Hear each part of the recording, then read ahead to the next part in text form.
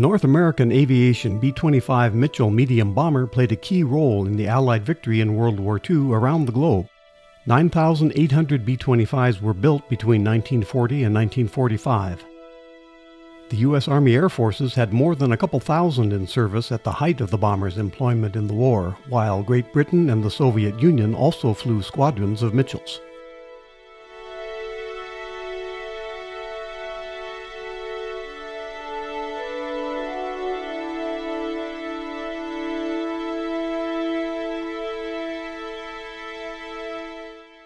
Responding to Air Corps requests for bomber designs, North American created the NA-40 twin-engine bomber that first flew in January 1939. The NA-40 had promise, but warranted a redesign that became the B-25 of 1940. Early B-25s had constant dihedral, the upward slope of the wings to the wingtips, but problems with wallowing that degraded the handling qualities of the first 9 B-25s led to wind tunnel testing to correct the issue. At the University of Washington wind tunnel, as a discouraging day of test runs came to a close, the team was told by North American to saw the outer wing panels off the wooden wind tunnel model and reattach them with greatly reduced dihedral. The final configuration of the outer wings is virtually level. Some dimension drawings suggest less than a half degree of negative dihedral, hardly perceptible. The tapering of the thickness of the wing to the tip gives the impression of negative dihedral as the upper surface slopes down to the tip. The small run of initial B-25s was followed by B-25As, which had flexible gun mounts, including tail armament, but no power turrets.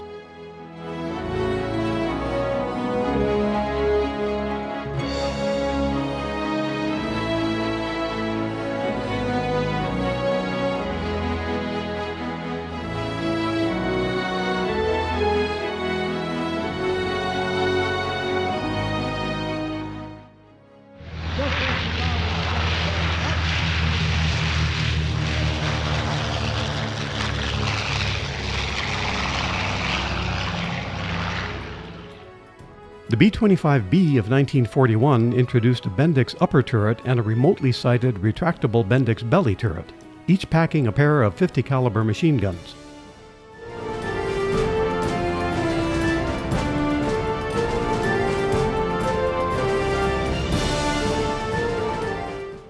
Optimism over the effectiveness of the two power turrets led to deletion of some handheld guns, including the early tail gun emplacement. In B-25s with no tail guns, a clear plexiglass end cap provided the tail observer station. North American described this as a level platform and a transparent plexiglass tail cone through which an observer may view bombing results or keep a watch for enemy aircraft. The B-25 used two main rivet styles in exterior construction. The forward third of the fuselage and wings and empennage were fabricated with countersunk rivets for reduced drag, while the aft two-thirds of these surfaces used brazier head rivets for an economy of construction, where flathead rivets requiring countersunk holes were less necessary.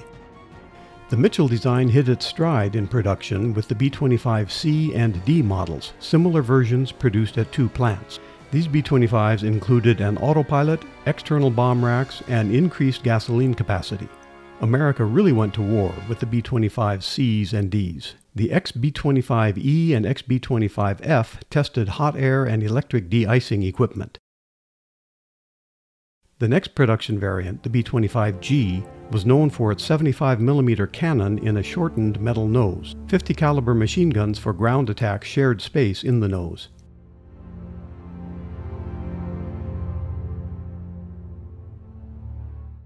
After 405 G models were delivered, production of 1,000 B-25Hs continued the gun nose with a different 75mm weapon plus 4 blister or package guns, forward-firing 50 caliber weapons attached to the sides of the fuselage that proved useful in strafing.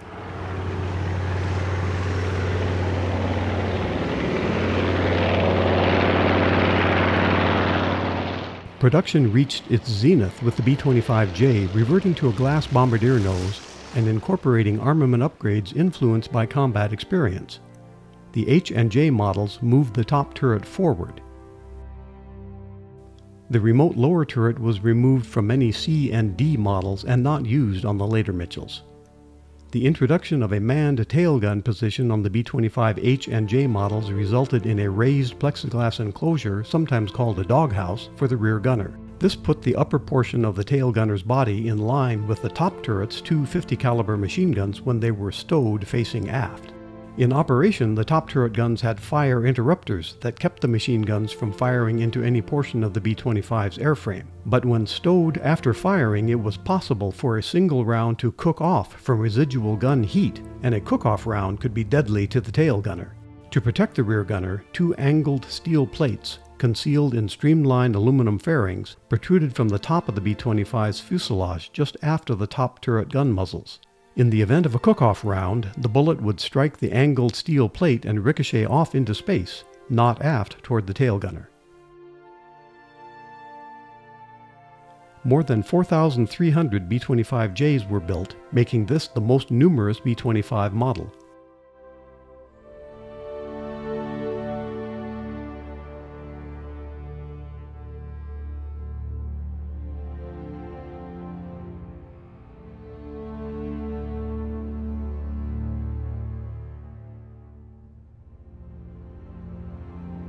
North American devised an alternate nose for the B-25J that contained 8 50 caliber machine guns for strafing.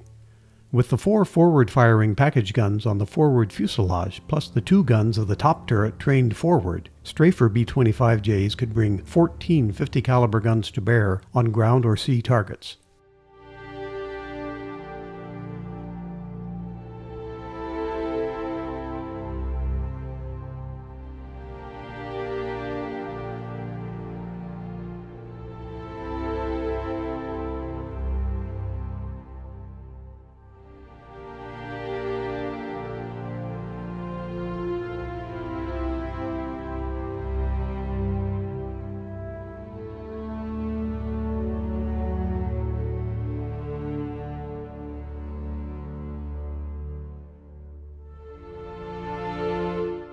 In the nomenclature of World War II, the prefix letter F designated photographic aircraft. 50 B-25Ds from the Kansas City plant were converted to F-10s. The Marine Corps supported efforts in the Pacific with squadrons of its own Mitchells, designated PBJ-1. In that era, PB represented patrol bomber, and J was the letter assigned to aircraft built by North American. The PBJs carried a suffix letter that matched their Army counterparts. A PBJ-1D was based on a B-25D, and later models of B-25s were flown by the Marines as well. Search radar was employed in the PBJs. D models used a retractable ventral radome, while later models featured nose-mounted radar or a blunt radome on the right wingtip. 5-inch aircraft rockets proved useful in attacking cargo ships, something the PBJs did to cut off raw materials going to Japan. More than 700 PBJs served. By the end of the war, many J models were retained for use as transports and trainers.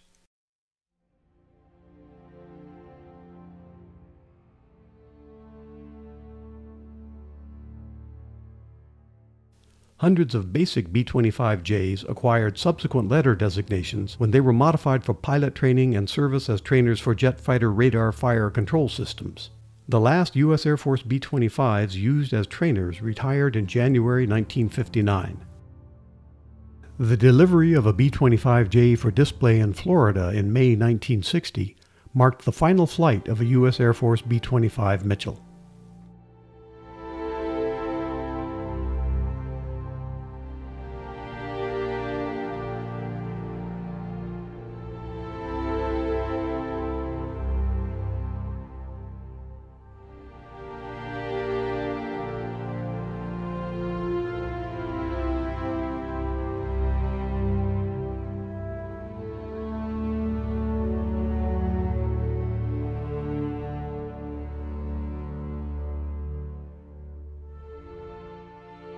B-25s, mostly J models or modified J models, also entered the civilian market after the war.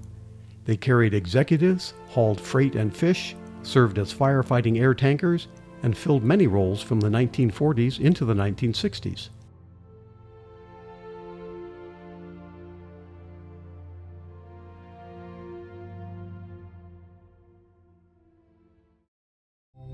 Two B-25 firebomber crashes in 1960 led to the U.S. Forest Service collaborating with the Army on tests of a TB-25N tanker at Edwards Air Force Base in 1961. Their test report said the B-25 they used was not capable of the air tanker mission with reasonable efficiency and safety. Some B-25 advocates have questioned the test report, and after B-25 firebombers were withdrawn from service in the lower 48 states, a few continued to serve in Alaska as late as 1973. As the need for World War II B-25s diminished, a group of 18 Mitchells was resurrected for the 1970 feature film Catch-22. Derelict former firefighters joined other B-25s brought back to life by movie pilot Frank Tallman. When filming was complete, most of these airworthy B-25s found their way into the growing ranks of the warbird movement or to the many air museums blossoming around the U.S. in the ensuing years. As this video is produced, B-25s remain popular flying warbird attractions at air shows around the United States.